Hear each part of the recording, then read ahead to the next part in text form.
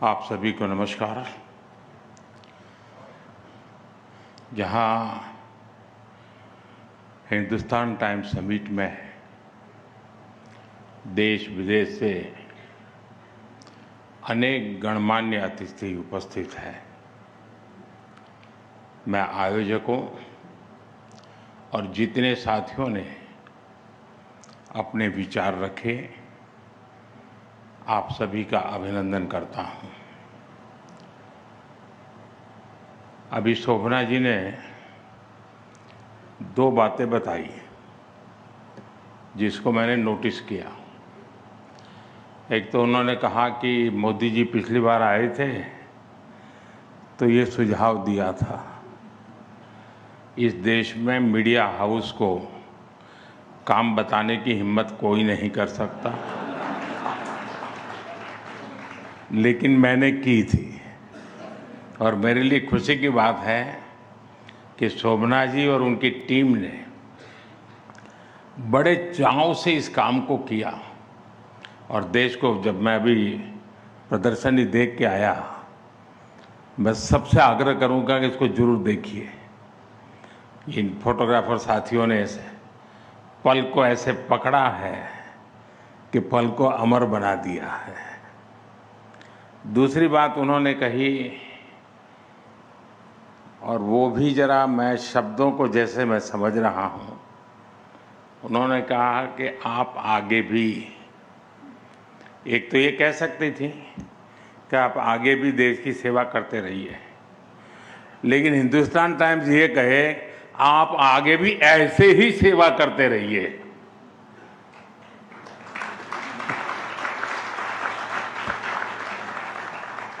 तो मैं इसके लिए भी विशेष रूप से आभार व्यक्त करता हूं। साथियों, इस बार समिट की थीम है ट्रांसफॉर्मिंग टुमारो। मैं समझता हूं जिस हिंदुस्तान अखबार का 101 साल का इतिहास है,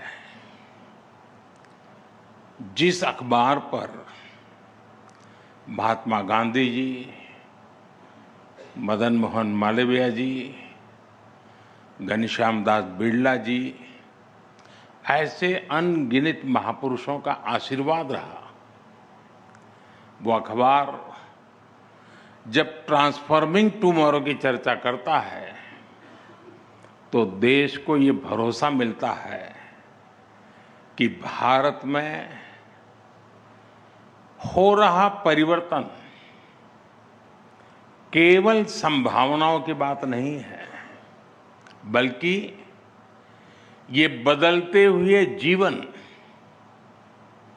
बदलती हुई सोच और बदलती हुई दिशा की सच्ची गाथा है।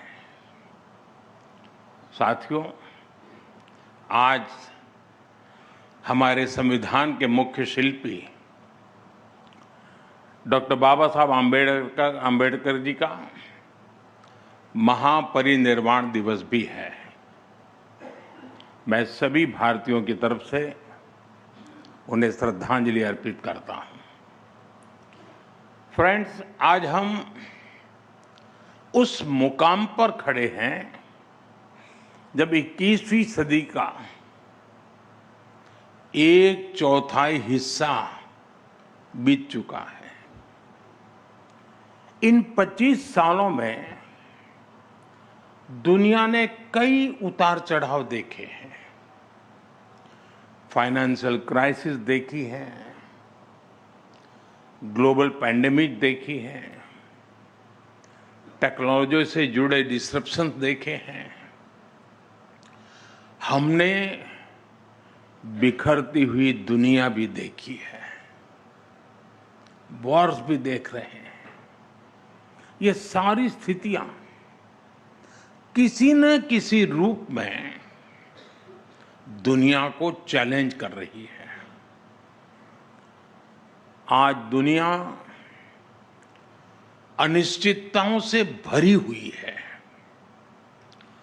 लेकिन अनिश्चितताओं से भरे इस दौर में हमारा भारत एक अलग ही लीग में दिख रहा है।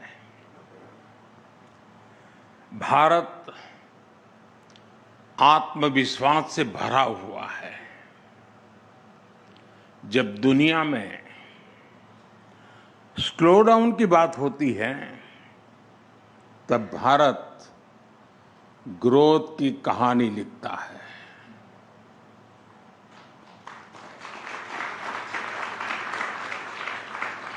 जब दुनिया में ट्रस्ट की क्राइसिस दिखता है, तब भारत ट्रस्ट का पिलर बन रहा है। जब दुनिया फ्रेगमेंटेशन की तरफ जा रही है, तब भारत ब्रिज बिल्डर बन रहा है। साथियों, अभी कुछ दिन पहले भारत में Q2 के जीडीपी फिगर्स आए हैं। 8% से ज्यादा की ग्रोथ रेट हमारी प्रगति की नई गति का प्रतिबिंब है। साथियों, ये सिर्फ नंबर नहीं है, ये स्ट्रॉन्ग मैक्रो इकोनॉमिक सिग्नल है। ये संदेश है कि भारत आज ग्लोबल इकोनॉमी का ग्रोथ ड्राइवर बन रहा है। और हमारे ये आंकड़े तब है जब ग्लोबल ग्रोथ 3% के आसपास है। G7 की इकोनॉमीज औसतन 1.5% के आसपास है, 1.5%। इन परिस्थितियों में भारत हाई ग्रोथ और लो इन्फ्लेशन का मॉडल बना हुआ है।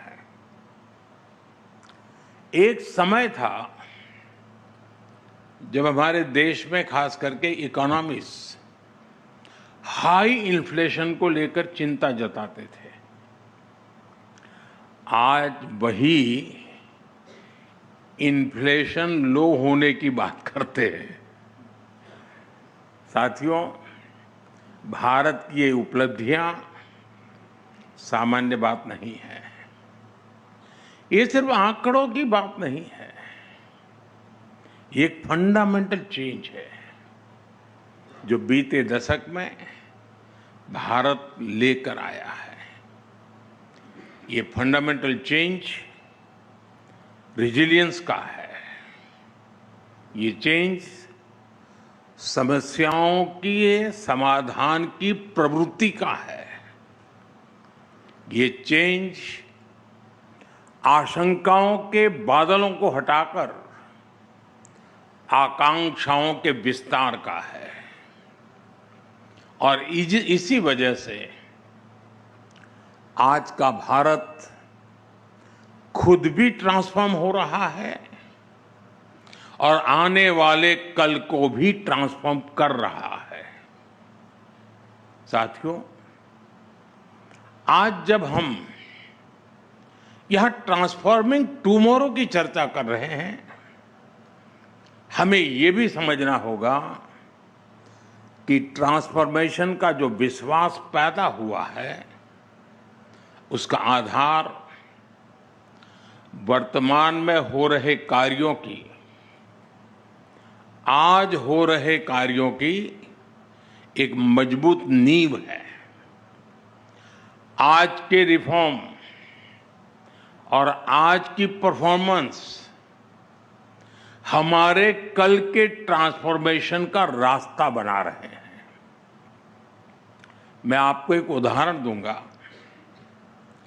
कि हम किस सोच के साथ काम कर रहे हैं।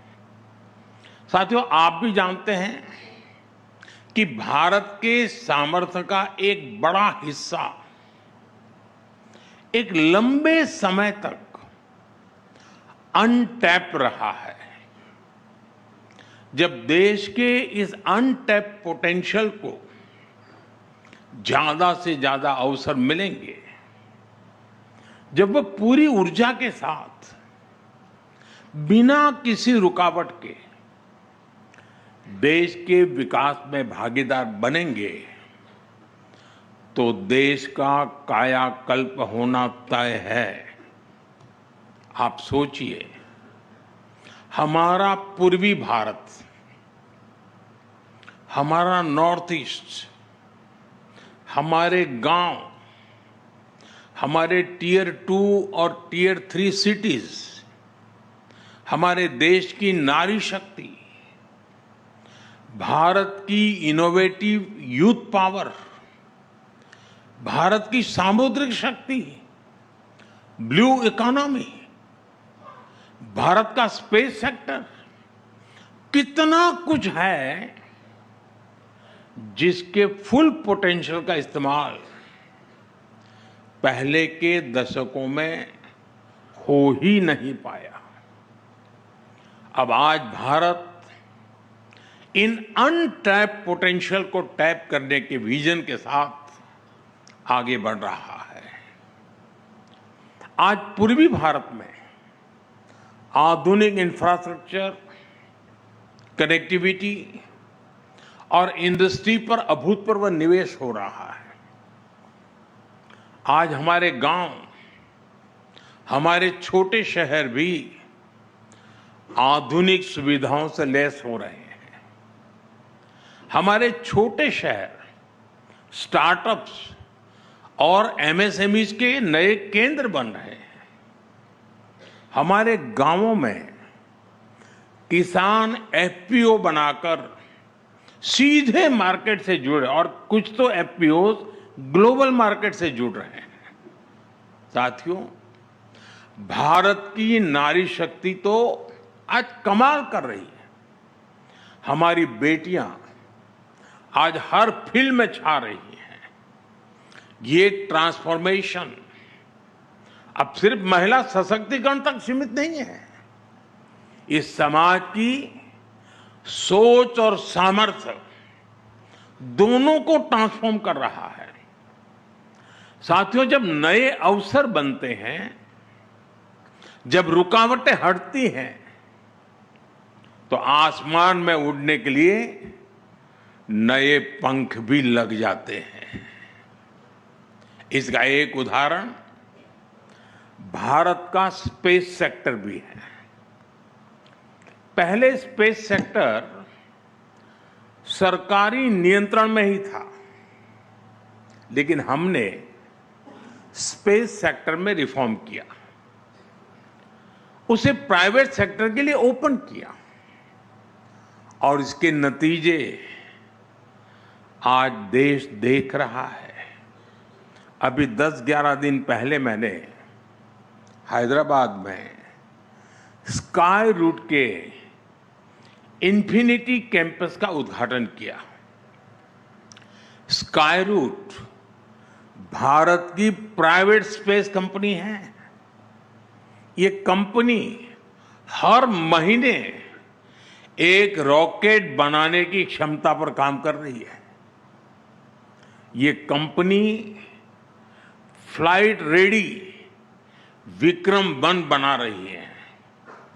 सरकार ने प्लेटफॉर्म दिया और भारत का नौजवान उस पर नया भविष्य बना रहा है। और यही तो असली ट्रांसफॉर्मेशन है। साथियों, भारत में आए एक और बदलाव की चर्चा मैं यहां करना जरूरी समझता हूं। एक समय था जब भारत में रिफॉर्म्स रिएक्शनरी होते थे,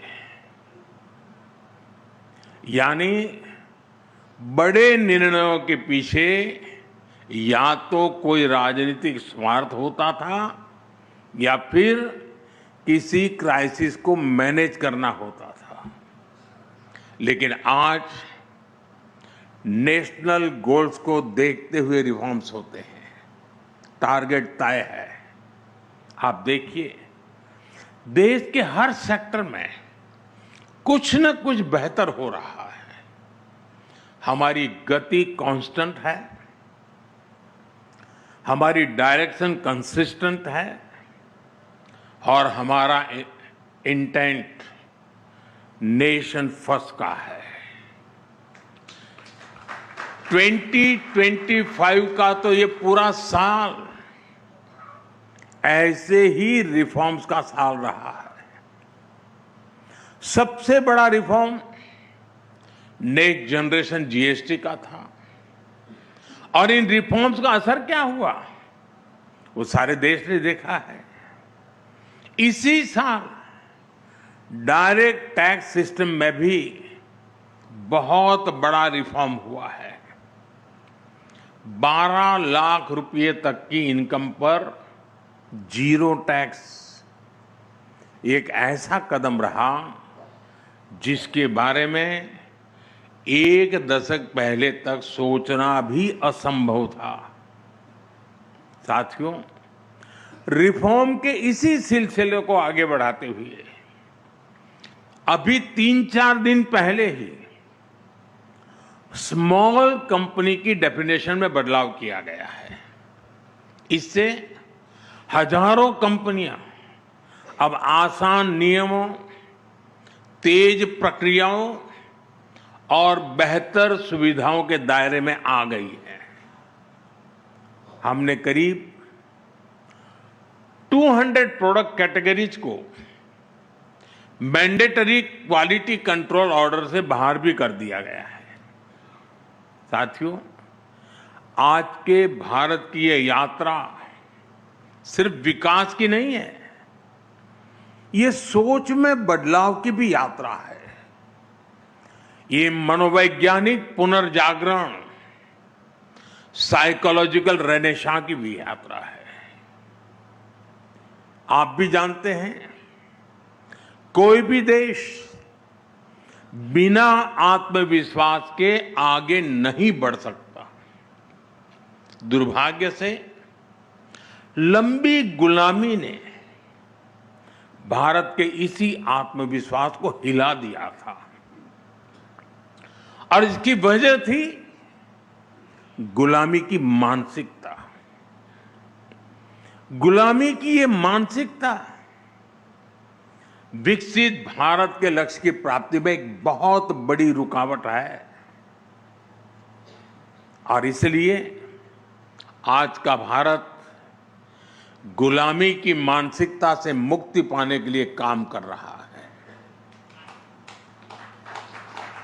साथियों, अंग्रेजों को अच्छी तरह से पता था कि भारत पर लंबे समय तक राज करना है तो उन्हें भारतीयों से उनके आत्मविश्वास को छीनना होगा। भारतीयों में हीन भावना का संचार करना होगा और उस दौर में अंग्रेजों ने यही किया भी। इसलिए भारतीय पारिवारिक संरचना को दकियानुसी बताया गया, भारतीय पोशाक को अनप्रोफेशनल करार दिया गया, भारतीय त्योहार संस्कृति को इरेशनल कहा गया, योग आयुर्वेद को अनसाइंटिफिक बता दिया गया, भारतीय आविष्कारों का उपहास उड़ाया गया और ये बातें कई कई दशकों तक लगातार दोहराई गई। पीढ़ी दर पीढ़ी ये चलता गया, वही पढ़ा वही पढ़ाया गया और ऐसे ही भारतीयों का आत्मविश्वास चकनाचूर हो गया। साथियों, गुलामी की इस मानसिकता का कितना व्यापक असर हुआ है, मैं उसका कुछ उदाहरण आपको देना चाहता हूं। आज भारत दुनिया की सबसे तेजी से ग्रो करने वाली मेजर इकोनॉमी है। कोई भारत को ग्लोबल ग्रोथ इंजन बताता है, कोई ग्लोबल पावर हाउस कहता है। एक से बढ़कर एक बातें आज हो रही हैं। लेकिन साथियों, आज भारत की जो तेज ग्रोथ हो रही है, क्या कहीं पर आपने पढ़ा, क्या कहीं पर आपने सुना, इसको कोई हिंदू रेट ऑफ ग्रोथ कहता है क्या? दुनिया की तेज इकोनॉमी, तेज ग्रोथ कोई कहता है क्या? हिंदू रेट ऑफ ग्रोथ कब कहा गया? जब भारत 2-3% की ग्रोथ के लिए तरस गया था। आपको क्या लगता है, किसी देश की इकोनॉमिक ग्रोथ को उसमें रहने वाले लोगों की आस्था से जोड़ना, उनकी पहचान से जोड़ना, क्या ये अनायास ही हुआ होगा क्या? जी नहीं, ये गुलामी की मानसिकता का प्रतिबिंब था। एक पूरे समाज, एक पूरी परंपरा को अनप्रोडक्टिविटी का, गरीबी का पर्याय बना दिया गया। यानी ये सिद्ध करने का प्रयास किया गया कि भारत की धीमी विकास दर का कारण हमारी हिंदू सभ्यता और हिंदू संस्कृति है। और हद देखिए, आज जो तथाकथित बुद्धिजीवी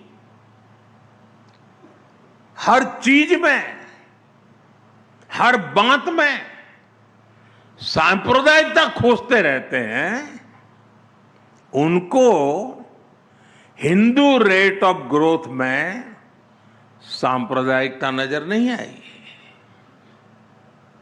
ये टर्म उनके दौर में किताबों का, रिसर्च पेपर्स का हिस्सा बना दिया गया।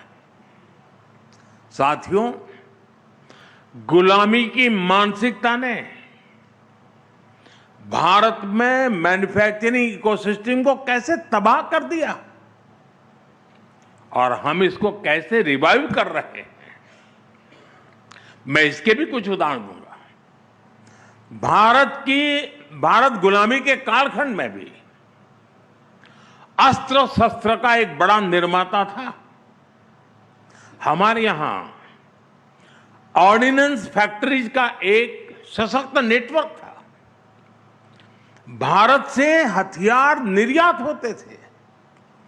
विश्व युद्धों में भी भारत में बने हथियारों का बोलबाला था। लेकिन आजादी के बाद हमारा डिफेंस मैन्युफैक्चरिंग इकोसिस्टम तबाह कर दिया गया। गुलामी की मानसिकता ऐसी हावी हुई कि सरकार में बैठे लोग भारत में बने हथियारों को कमजोर आंकने लगे, और इस मानसिकता ने भारत को दुनिया के सबसे बड़े डिफेंस इंपोर्टर के रूप में से एक बना दिया। साथियों, गुलामी की मानसिकता ने शिप बिल्डिंग इंडस्ट्री के साथ भी यही किया। भारत सदियों तक शिप बिल्डिंग का एक बड़ा सेंटर था। यहां तक कि 5-6 दशक पहले तक, यानी 50-60 पहले, भारत का 40% ट्रेड भारतीय जहाजों पर होता था। लेकिन गुलामी की मानसिकता ने विदेशी जहाजों को प्राथमिकता देनी शुरू की। नतीजा सबके सामने है। जो देश कभी समुद्री ताकत था, वो अपने 95% व्यापार के लिए विदेशी जहाजों पर निर्भर हो गया है। और इस वजह से आज भारत हर साल करीब $75 बिलियन यानी लगभग 6 लाख करोड़ रुपए विदेशी शिपिंग कंपनियों को दे रहा है।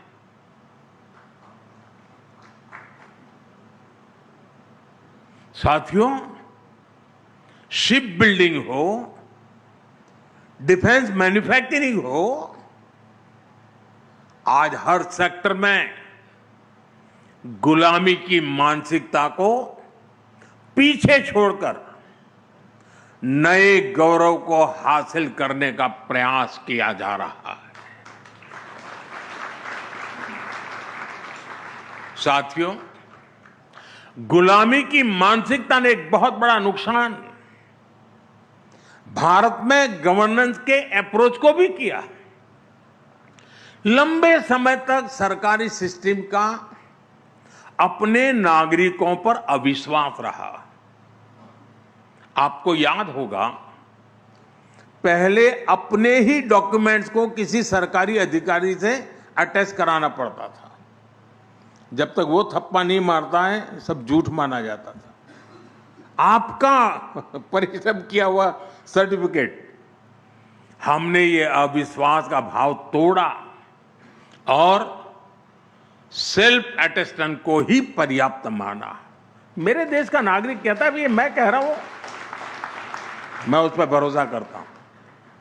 साथियों, हमारे देश में ऐसे ऐसे प्रावधान चल रहे थे जहां जरा जरा भी गलतियों को भी गंभीर अपराध माना जाता था। हम जन विश्वास कानून लेकर आए और ऐसे सैकड़ों प्रावधानों को डिक्रिमिनलाइज किया है। साथियों, पहले बैंक से 1000 रुपये का भी लोन लेना होता था तो बैंक गारंटी मांगता था, क्योंकि अविश्वास बहुत अधिक था। हमने मुद्रा योजना से अविश्वास के इस कुचक्र को तोड़ा। इसके तहत अभी तक 37 लाख करोड़, 37 लाख करोड़ रुपए की गारंटी फ्री लोन हम दे चुके हैं देशवासियों को।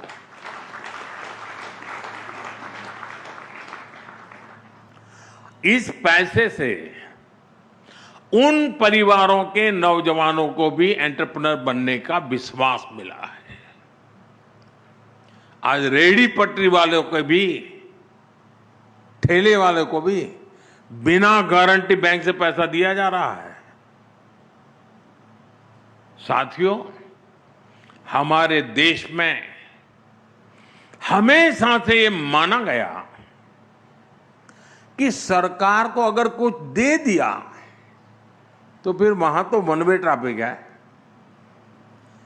एक बार दिया तो दिया, फिर वापस नहीं आता है, जा गया। यही सबका अनुभव है। लेकिन जब सरकार और जनता के बीच विश्वास मजबूत होता है तो काम कैसे होता है? अगर कल अच्छी करनी है ना तो मन आज अच्छा करना पड़ता है। अगर मन अच्छा है तो कल भी अच्छा होता है। और इसलिए हमने एक और अभियान लिया है। आपको सुनकर के ताजुब होगा, और अभी अखबारों में उसकी, अखबारों वालों की नजर नहीं गई है उस पर। मुझे पता नहीं जाएगी कि नहीं जाएगी। आज के बाद हो सकता है चली जाए। आपको ये जानकर हैरानी होगी कि आज देश के बैंकों में हमारे ही देश के नागरिकों का 78,000 करोड़ रुपया, 78,000 करोड़ रुपये अनक्लेम पड़ा है बैंकों में। पता नहीं कौन है, किसका है, कहां है। इस पैसे को कोई पूछने वाला नहीं है। इसी तरह इंश्योरेंस कंपनियों के पास करीब 14,000 करोड़ रुपए पड़े हैं। म्यूचुअल फंड कंपनियों के पास करीब 3,000 करोड़ रुपए पड़े हैं। 9,000 करोड़ रुपए डिविडेंड का पड़ा है और ये सब अनक्लेम पड़ा हुआ है, कोई मालिक नहीं उसका। ये पैसा गरीब और मध्यम वर्गीय परिवारों का है और इसलिए जिसके हैं वो तो भूल चुका है। हमारी सरकार अब उनको ढूंढ रही है देश भर में। अरे वे बताओ, तुम्हारा तो पैसा नहीं था, तुम्हारे माँ बाप का तो नहीं था, कोई छोड़ के तो नहीं चला गया। हम जा रहे हैं। हमारी सरकार उसके हकदार तक पहुंचने में जुटी हुई है और इसके लिए सरकार ने स्पेशल कैंप लगाना शुरू किया है। लोगों को समझा रहा है कि भाई देखिए, कोई है, कोई अता पता आपके पैसे कहीं हैं क्या, गए हैं क्या। अब तक करीब 500 डिस्ट्रिक्ट्स में हम ऐसे कैंप लगाकर हजारों करोड़ रुपए असली हकदारों को हम दे चुके हैं जी। पैसे पड़े थे, कोई पूछने वाला नहीं था, लेकिन मोदी है, ढूंढ रहा है, अरे यार तेरा है, ले जा। साथियों, ये सिर्फ एसेट की वापसी का मामला नहीं है, ये विश्वास का मामला है।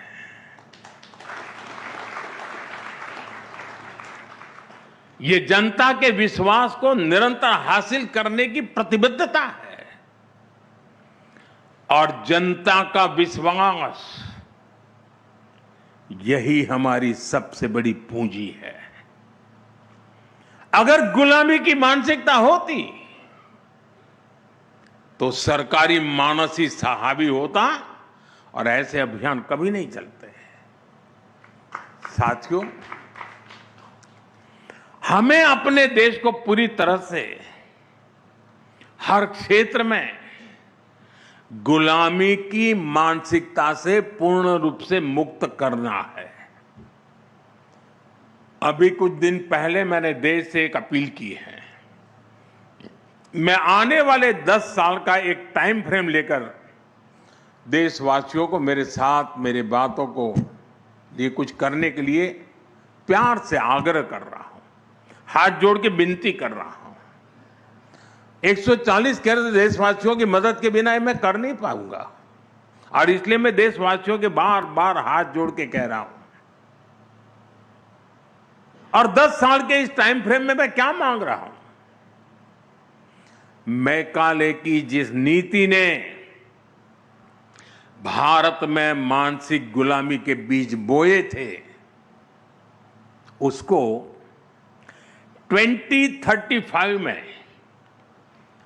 200 साल पूरे हो रहे हैं, 200 ईयर हो रहे हैं, यानी 10 साल बाकी हैं। और इसलिए इन्हीं 10 वर्षों में हम सभी को मिल करके अपने देश को गुलामी की मानसिकता से मुक्त करके रहना चाहिए।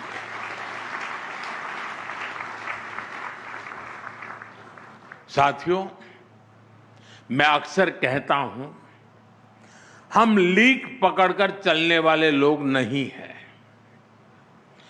बेहतर कल के लिए हमें अपनी लकीर बड़ी करनी ही होगी। हमें देश की भविष्य की आवश्यकताओं को समझते हुए वर्तमान में उसके हल तलाशने होंगे। आजकल आप देखते हैं कि मैं मेक इन इंडिया और आत्मनिर्भर भारत अभियान पर लगातार चर्चा करता हूं। शोभना जी ने भी अपने भाषण में उसका उल्लेख किया। अगर ऐसे अभियान 4-5 दशक पहले शुरू हो गए होते तो आज भारत की तस्वीर कुछ और होती। लेकिन तब जो सरकारें थी उनकी प्राथमिकताएं कुछ और थी। आपको वो सेमीकंडक्टर वाला किस्सा भी पता ही है। करीब 50-60 साल पहले, 5-6 दशक पहले एक कंपनी भारत में सेमीकंडक्टर प्लांट लगाने के लिए आई थी, लेकिन यहां उसको तवज्जो नहीं दी गई और देश सेमीकंडक्टर मैन्युफैक्चरिंग में इतना पिछड़ गया। साथियों, यही हाल एनर्जी सेक्टर का भी है।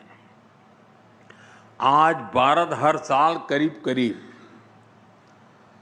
125 लाख करोड़ रुपए का, 125 लाख करोड़ रुपए के पेट्रोल डीजल गैस का इंपोर्ट करता है। 125 लाख करोड़ रुपया।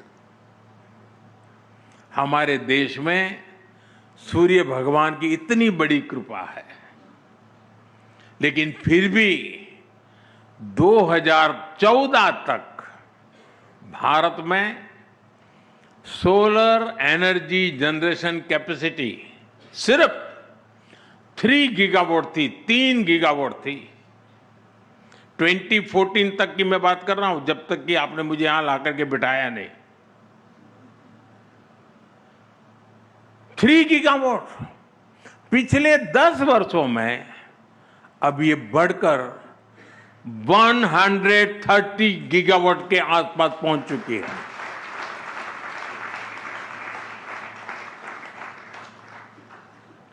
और इसमें भी भारत ने 22 गीगावाट कैपेसिटी सिर्फ और सिर्फ रूफटॉप सोलर से ही जोड़ी है। 22 गीगावाट एनर्जी रूफटॉप सोलर से। साथियों, पीएम सूर्यघर मुफ्त बिजली योजना ने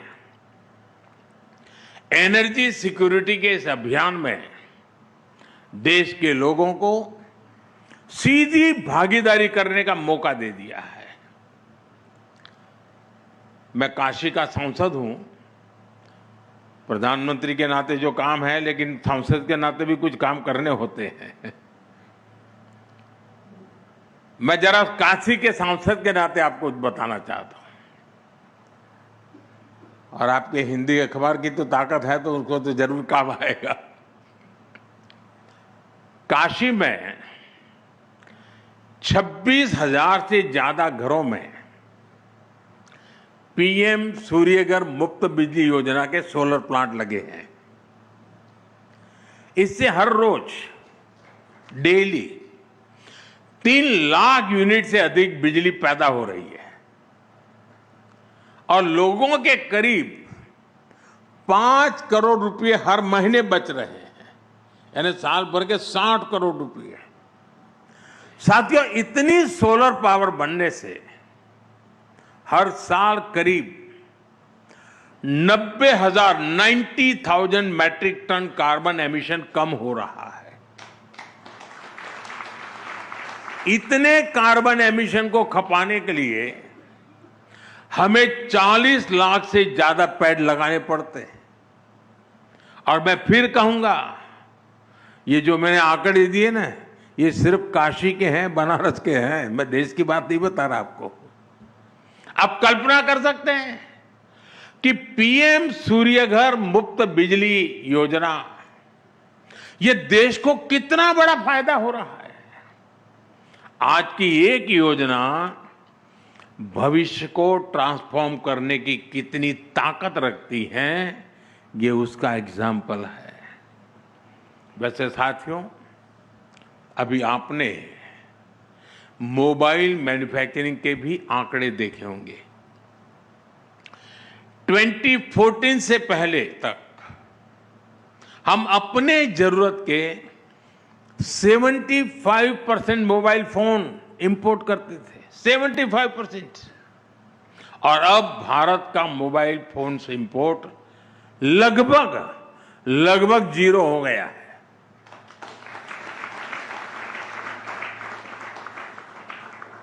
अब हम बहुत बड़े मोबाइल फोन एक्सपोर्टर बन रहे हैं। 2014 के बाद हमने एक रिफॉर्म किया देश ने परफॉर्म किया और उसके ट्रांसफॉर्मेटिव नतीजे आज दुनिया देख रही है। साथियों, ट्रांसफॉर्मिंग टुमारो की ये यात्रा ऐसी ही अनेक योजनाओं, अनेक नीतियों, अनेक निर्णयों, जन आकांक्षाओं और जन भागीदारी की यात्रा है। ये निरंतरता की यात्रा है। ये सिर्फ एक समिट की चर्चा तक सीमित नहीं है। भारत के लिए तो ये राष्ट्रीय संकल्प है। इस संकल्प में सबका साथ जरूरी है, सबका प्रयास जरूरी है। सामूहिक प्रयास हमें परिवर्तन की इस ऊंचाई को छूने के लिए अवसर देंगे ही देंगे। साथियों, एक बार फिर मैं शोभना जी का, हिंदुस्तान टाइम्स का बहुत आभारी हूं कि आपने मुझे अवसर दिया आपके बीच आने का, और जो बातें कभी कभी बताई उसको आपने किया। और मैं तो मानता हूं शायद देश के फोटोग्राफरों के लिए एक नई ताकत बनेगा ये। इसी प्रकार से अनेक नए कार्यक्रम भी आप आगे के लिए सोच सकते हैं। मेरी मदद लगे तो जरूर मुझे बताना। आइडिया देने का मैं कोई रॉयल्टी नहीं लेता हूं।